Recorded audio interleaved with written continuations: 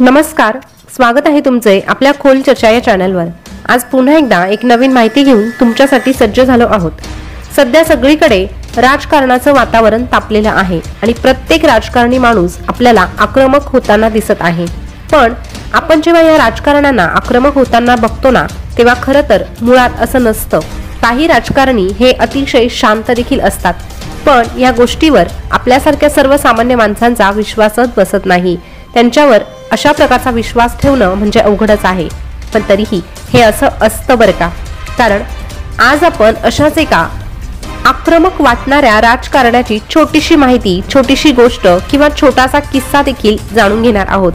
तर हा आक्रमक वाटणारा राजकारणी नेमकं कोण आहे याविषयी आपण खोलवर चर्चा करणार आहोत। त्यासाठी व्हिडिओ शेवटपर्यंत आवर्जून ऐका। तर बघा, मुंबईतल्या प्रसिद्ध अशा जे इन्स्टिट्यूट ऑफ अप्लाइड आर्ट या संस्थेत बॅचलर ऑफ फाईन आर्ट या अभ्यासक्रमाच्या पहिल्या वर्षाला एका राजकीय पार्श्वभूमी लाभलेल्या विद्यार्थ्याने प्रवेश घेतला होता।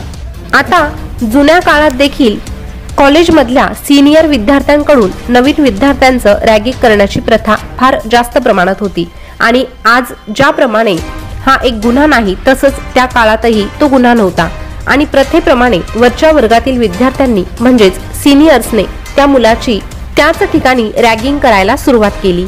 काही मुलांनी त्या मुलाला धक्काबुक्की सुरू केली।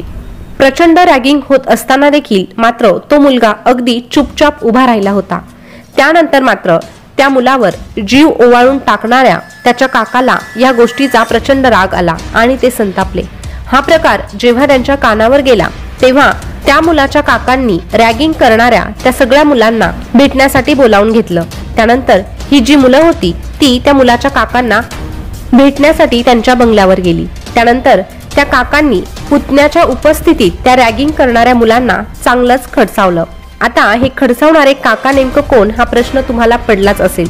तर हे खडसावणारे काका दुसरे तिसरे कोणीही नसून खुद्द शिवसेना प्रमुख बाळासाहेब ठाकरे होते आणि त्यांचे पुतणे म्हणजे त्या कॉलेजमध्ये शिकणारे राज ठाकरे।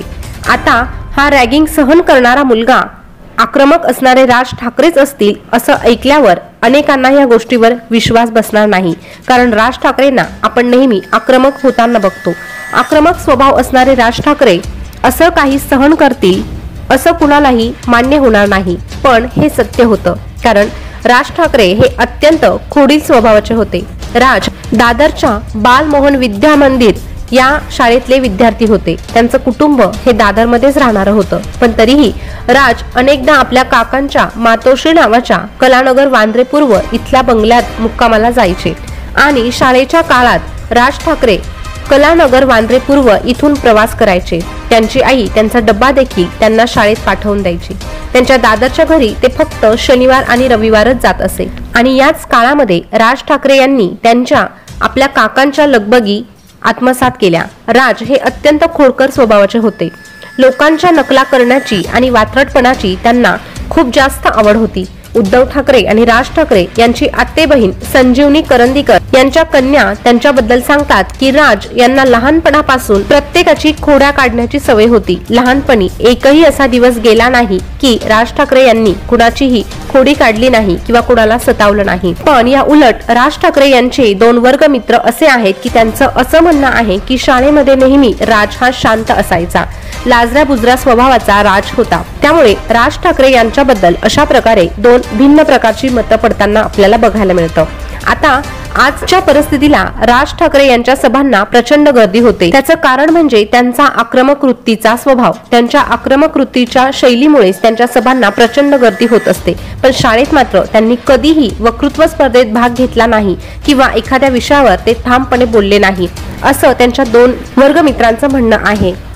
राज ठाकरेंवर बाळासाहेब ठाकरे यांचा प्रचंड जीव होता। अत्यंत जिव्हाळ्याचं नातं या दोघांचंही होतं आणि त्यांच्याच पावलावर पाऊल ठेवणारे, सगळ्यांना आक्रमक वाटणारे, पण शाळेत मात्र लाजऱ्या बुजऱ्या स्वभावाचे असणारे हे राज ठाकरे यांच्याबद्दल आता तुमच्या काय प्रतिक्रिया आहे? अशा प्रकारे दोन भिन्न प्रकारचे स्वभाव तुमच्यासमोर आल्यानंतर तुम्हाला काय वाटतं हे कमेंटद्वारे नक्की कळवा आणि अशाच प्रकारे नवनवीन माहिती जर तुम्हाला जाणून घ्यायला आवडत असेल तर आपल्या खोल चर्चा चॅनलला सबस्क्राइब करा। पुन्हा भेटूया नवीन माहिती सोबत। तोपर्यंत धन्यवाद।